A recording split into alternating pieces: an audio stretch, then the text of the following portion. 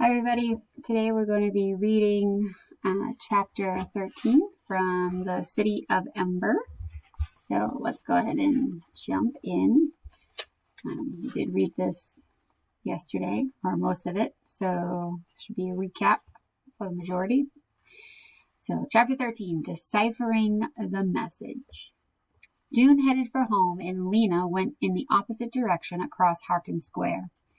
The little group of believers had gone, but the protesters with their signs continued to pace back and forth. A few of them were still shaking their fists in the air and yelling, but most of them tramped silently, looking tired and discouraged. Lena felt a bit that way too. Once June said he'd seen a door, she was sure that the door he'd found and the door in the instructions were the same. She had such hopes for that door in the pipeworks, but hoping so hard had made her jump to conclusions. She'd gone a little too fast. She always went fast. Sometimes it was a good thing and sometimes not. Now June thought the instructions were nothing important at all. She didn't want him to be right. She didn't believe he was even now. But her thoughts felt like a mess of tangled yarn. She needed someone wise and sensible to help her sort things out. So she headed for Gloam Street.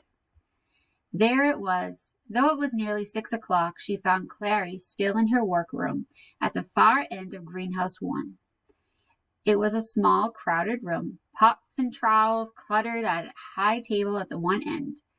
Above the table were shelves full of bottles of seeds and boxes of string, wire, and various kinds of powders.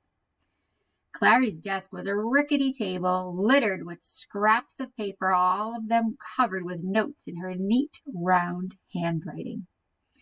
2 rickety chairs went with the rickety table, one on each side. Lena sat down facing Clary. "I have to tell you some important things," she said, "and they're all secret." "All right," said Clary. "I can keep secrets." She was wearing a patched shirt that had faded from blue to gray. Her short brown hair was tucked behind her ears, and a bit of leaf clung to it on the right-hand side. She folded her arms in front of her on the desk. She looked square and solid. "The first thing is," Lena began, "that I found the instructions. But Poppy had chewed them up." "The instructions?" said Clary. "I'm not familiar with them." Lena explained. She went on to explain everything, how she'd shown the instructions to June, what they had figured out, how he'd searched the pipeworks and found the door, and what he'd seen when he opened the door. Clary made an unhappy sound and shook her head. "This is very bad," she said, "and sad, too. I remember when the mayor was first starting out. He has always been foolish, but not always wicked. I'm sorry to know that the worst side of him has won out." Clary's dark brown eyes seemed to grow deeper and sadder. "There's so much darkness in Ember, Lena. It's not just outside, it's inside us too. Everyone has some darkness inside. It's like a hungry creature. It wants and wants and wants with a terrible power. And the more you give it, the bigger and hungrier it gets." Lena knew. She had felt it in Looper's shop as she hovered over the colored pencils. For a moment, she felt sorry for the mayor. His hunger had grown so big it could never be satisfied. His huge body couldn't contain it. It made him forget everything else. Clary let out a long breath, and a few of the scraps of paper on her desk fluttered. She ran her fingers through her hair, felt the bit of leaf, and plucked it out. And then she said, "About these instructions." "Oh, yes," said Lena. They might be important, or they might not be. I don't know anymore. I'd like to see them if you'd let me. Of course you can see them, but you'll have to come home with me. I'll come now, if that's all right, said Clary. There's plenty of time before lights out. Lena led Clary up the stairs and into her new bedroom at Mrs. Murdo's. Nice room, Clary said, looking around with interest. And I see you have a sprout. A what? Said Lena. Your bean, said Clary, pointing at the little pot of dirt on the windowsill. Lena bent to see what Clary was talking about. Sure enough, the dirt was heaving up a little. She touched the pushed-up part, brushed away the dirt, and discovered a pale green loop. It looked like a neck, as if a creature in the bean was trying to escape, but hadn't yet managed to pull its head out. Of course, she already knew that plants grew from seeds, but to have put that flat white bean in the dirt, and to have almost forgotten about it, and now to see it forcing its way up into the air. It's doing it, she said. It's coming to life. Clary nodded, smiling. Still amazes me every time I see it, she said. Lena brought out the instructions, and Clary sat down at the table to study them. She puzzled over the patchwork of scraps for a long time, tracing the lines with her finger, murmuring the parts of words. What you've figured out so far seems right to me, she said. I think Ip-Ork must be Pipeworks. And Iverp-Ink must be Riverbank. So this bit must be down Riverbank. Then there's a big space here to edge. Edge of what, I wonder? And does it mean down Riverbank, as in walk alongside the river? Yes, I think so, Lena said. Or does it mean go down the riverbank itself, down the bank toward the water? Maybe edge means edge of water. It couldn't mean that. The bank goes straight down like a wall. You couldn't go down to the edge of the water. You'd fall in. Lena pictured the dark, swift water and shivered. This word, said Clary, putting a finger on the paper. Maybe it isn't edge. Maybe it's something else. It could be hedge or pledge. Those don't make much sense, but it could be ledge or wedge. Lena saw that Clary was no better at deciphering the puzzle than she was. She sighed and sat down on the end of her bed. It's hopeless, she said. Clary straightened up quickly. Don't say that. This torn-up piece of paper is the most hopeful thing I've ever seen. Do you know what this word is? She pointed to the word on the top of the paper. Egress. Someone's name, isn't it? The title would be Instructions for Egreston, or maybe Egressmen, or something like that. The person the instructions were for. I don't think so, said Clary. If you add an S to this word right where this tear in the paper is, you get egress. Do you know what that means? No, said Lena. It means the way out. It means the exit. The title of this document is Instructions for Egress. When Clary left, there was still over an hour before lights out. Lena raced across the city to Green Great Square. She glanced in the window of the small item shop where June's father was reaching for something on a shelf, and then she dashed up the stairs and knocked on the door of June's apartment. Right away, she heard quick steps, and June opened the door. I have something exciting to tell you, Lena said breathlessly. Come in, then. Lena went across the cluttered room to stand by a lamp. She pulled from her pocket a tiny piece of paper on which she had written egress. Look at this word, she said. It's from the title of the instructions. Someone's name, said Dune. No, said Lena. It's meant to be egress with 2 S's. I showed the instructions to Clary and she told me. It means the way out. The way out? Cried Dune. Yes, the way out. The exit. It's instructions for the way out of Ember. So it is real, Dune said. It is. We have to figure out the rest, or as much of the rest as possible. Can you come now? He darted into his room, emerged with his jacket, and they ran. All right, said Lena.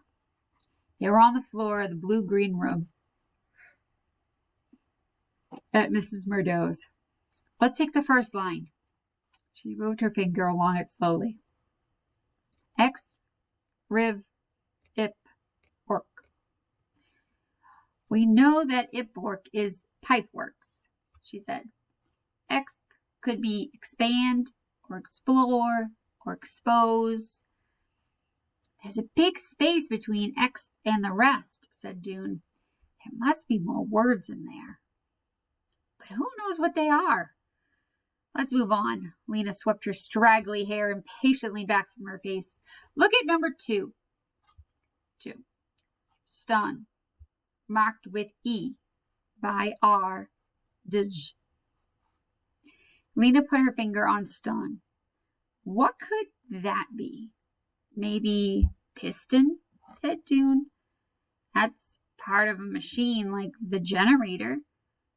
Or maybe it's astonish. Or it could be, I bet it's just plain stone, said Lena. There's a lot of stone in the pipeworks.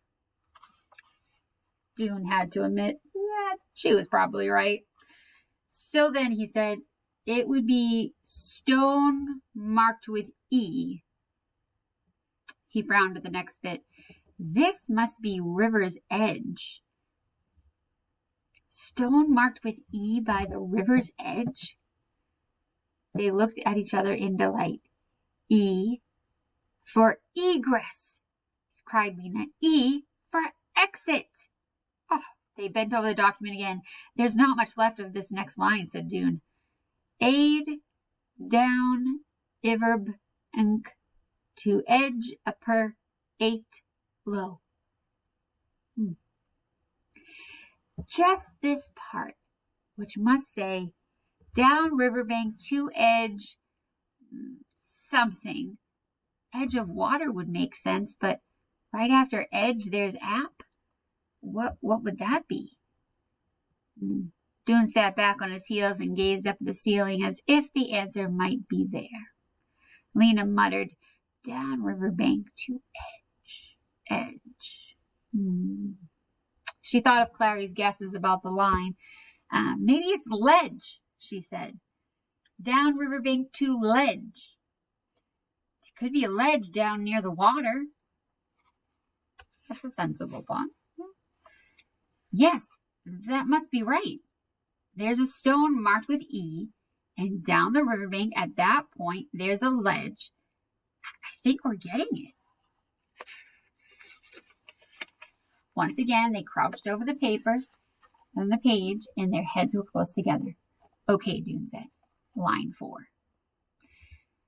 X to the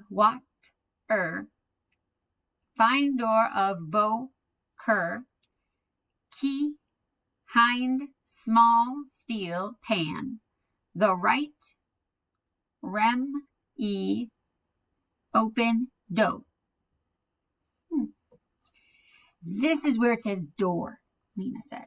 Somehow the door is by the ledge. Does that make sense? And there's that small steel pan. What can that mean? What would a pan have to do with anything? But look, Lena tapped the paper urgently. Here it says key. And here it says E. It's talking about a key. But what is it a door to? Said Dune, sitting back. Remember, we thought about this before. A door in the bank of a river would lead under the pipeworks. Lena pondered this. Maybe it leads to a long tunnel that goes way out beyond Ember and then gradually up and up until it comes out at the other city. What other city? Dune glanced up at the drawings attached to the wall of Lena's room. Oh, he said, you mean that city? Well, it could be. Dune shrugged. I suppose so. Or it could be another city like this one. That was a gloomy thought. Both of them felt their spirits sink a little at that idea. So they turned back to the task of deciphering. Next line, said Lena. But Dune sat back on his heels again. He stared into the air, half smiling. I have an idea, he said. If we do find the way out, we'll need to announce it to everyone. Wouldn't it be splendid to do it during the singing? Stand up there in front of the whole city and say, we've found it? It would be, Lena said, but that's only 2 days away. Yes, we have to hurry. They were bending over again on the glued down fragments when Dune remembered that he should check the time. It was 8:45, so it was 8:45. He barely had enough time to get home. Come again tomorrow, said Lena. And while you're at work, look for the rock marked with E. That night, Dune had trouble sleeping. He couldn't find a comfortable position on his bed, and it seemed to be made up of nothing but lumps and wrinkles, and it squeaked and groaned every time he moved. He flailed around so much that the noise woke his father, who came to his room and asked, What is it, son? Nightmares?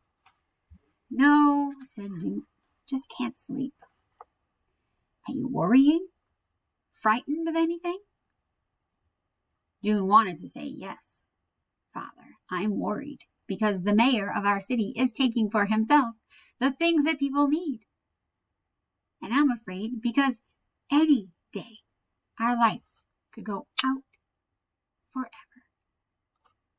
I'm worried and afraid a lot of the time, but I'm also excited because I think there is a way out, and we might find it. And all those feelings are whirling around in my head, which makes it hard to sleep. He could have told his father everything. His father would have plunged in with great enthusiasm. He would have helped them decipher the instructions and expose the mayor's thievery. He would even have come down into the pipeworks and helped search for the rock marked with E. But Dune wanted to keep these things to himself for now. Tomorrow, the guards would announce that an alert young boy had uncovered the mayor's crime. And his father, hearing the announcements along with the rest of Ember, would turn to the person next to him and say, That's my son they're talking about. My son. So in answer to his father's question, he simply said, No, Father, I'm all right. Well, then, see if you can't lie still, said his father. Good night, son, he added, and closed the door. Dune smoothed out his covers and pulled them up to his chin, closed his eyes. But still, he couldn't sleep. He tried a method that had often worked for him before. He would choose a place he knew well, the school, for instance, and imagine himself walking through it, picturing it as he went in minute detail. Often his thoughts would wander, but he would always bring them back to the imaginary journey, and something about it, doing that, would often make him sleepy. This night, he decided to retrace his explorations of the pipeworks. He held his mind to the task for a long time, picturing with all the clarity he could muster everything he had seen in that underground realm. The long stairway, tunnels, the door, the path along the river, the rocks along the path. He felt sleep drawing closer, a heaviness in his limbs. But just as he was about to give in to it, he saw in his mind's eye the wrinkled rocks that bordered the river at the west end of the pipeworks. The rocks whose strange ridges and creases had reminded him of writing. His eyes flew open in the dark, and his heart began to hammer, and he gave up on sleeping and lay in a state of terrible impatience for the rest of the night.